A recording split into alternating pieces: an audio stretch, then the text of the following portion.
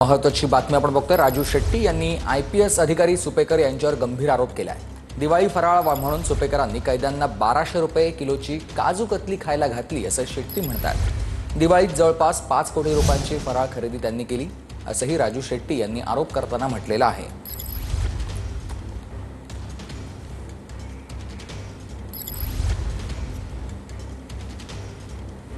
तर आपल्यासोबत थेट आता स्वाभिमानी सेनेचे राजू शेट्टी फोन लाईनवरून जोडले गेलेत। राजूजी, तुम्ही अत्यंत एक महत्त्वाचा आरोप करताय सुपेकरांवरती। त्यांनी 1200 रुपयाची काजू कतली सगळ्या कैद्यांना खायला घातली। दिवाळीमध्ये जवळपास 5 कोटी रुपयांचा फराळ त्यांनी खरेदी केला असं तुमचं म्हणणं आहे। नेमकं काय आहे? नेमके आरोप काय तुमचे?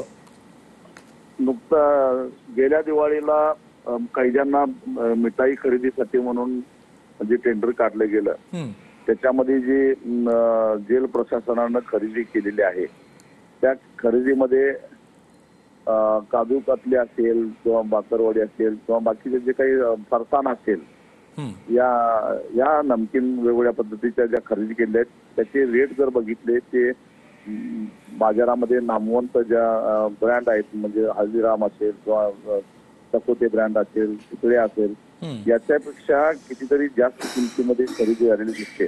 आणि प्रत्यक्षामध्ये जो फरसाणा किंवा जो काजू कतली बर्फी वगैरे खरेदी केली ते अत्यंत निकृष्ट झाले, जे बाजारात एकदम स्वस्तात मिळणारे सगळे ब्रँड खरेदी केलेले आहे। म्हणजे कैद्यांच्या दिवाळी गोड व्हावी म्हणून एका बाजूला शासन त्यांना मिठाई दिवाळीसाठी देत असतं आणि दुसऱ्या बाजूला त्या दिवाळीमध्ये सुद्धा भ्रष्टाचार करण्याचा अत्यंत हीन प्रवृत्ती दाखवली गेली आहे। आणि हे सारे पुरावे मी राज्याच्या मुख्य सचिवांना गृह सचिवांना पाठवून सुद्धा अद्यापही त्याच्यावर कारवाई झाली। मी स्वतः राज्याच्या मुख्य सचिव सुजाता सावंत यांना 2 वेळा भेटलो। त्यांनी मला चौकशीसाठी 1 महिन्याची मुदत मागितली। 1 महिन्याच्या आत चौकशी करतो म्हटले। त्यालाही आता 1.5 महिना होऊन गेला परंतु अजूनही कशाही प्रकारची चौकशी नाही, कुणावर कारवाई नाही। आणि मग अशा पद्धतीनं राज्यामध्ये वेगवेगळ्या कारागृहामध्ये असणारे जे काही कैदी आहेत त्या कैद्यांच्या नावाखाली अशा पद्धतीनं जर का भ्रष्टाचार होत असेल तर अत्यंत गंभीर बाब आहे। आणि म्हणून वारंवार आधीच नशिबानं म्हणा किंवा काही त्यांच्या कर्मामुळे म्हणा जे सजा भोगत असतात त्यांच्या अन्नामध्ये सुद्धा त्यांच्या नावानं सुद्धा भ्रष्टाचार करणं हे अत्यंत गैर आहे। आणि यासाठी खरं तर तुरुंग प्रशासनामध्ये सुधारणा व्हायला पाहिजे। नुकतंच मीरा बोरवणकर यांनी सुद्धा अशा पद्धतीच्या पोलीस खात्यामध्ये किती भ्रष्टाचार होतो याचा आरोप केलेला आहे।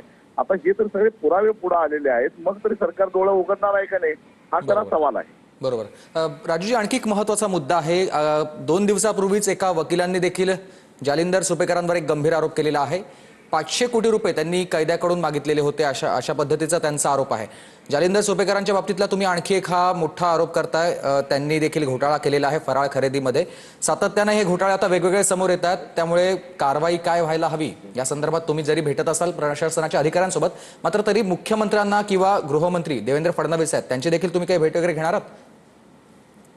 खरं तर त्यांची भेट घेण्याचा 2-3 वेळा प्रयत्न केला परंतु भेट होऊ शकली नाही। म्हणून मी राज्याच्या मुख्य सचिवांना आणि गृह सचिवांना भेटलेलो होतो, परंतु एकापेक्षा एक गंभीर प्रकरण पुढे येत आहेत। त्यामुळे पुढच्या आठवड्यामध्ये मी मुख्यमंत्र्यांची वेळ घेऊन नक्की भेटणार आहे आणि त्यांना संपूर्ण हे सगळे पुरावे त्यांच्यासमोर सादर करणार आहे। धन्यवाद, तुम्ही आमच्याशी सविस्तर संवाद साधलात त्यासाठी राजू शेट्टीजी।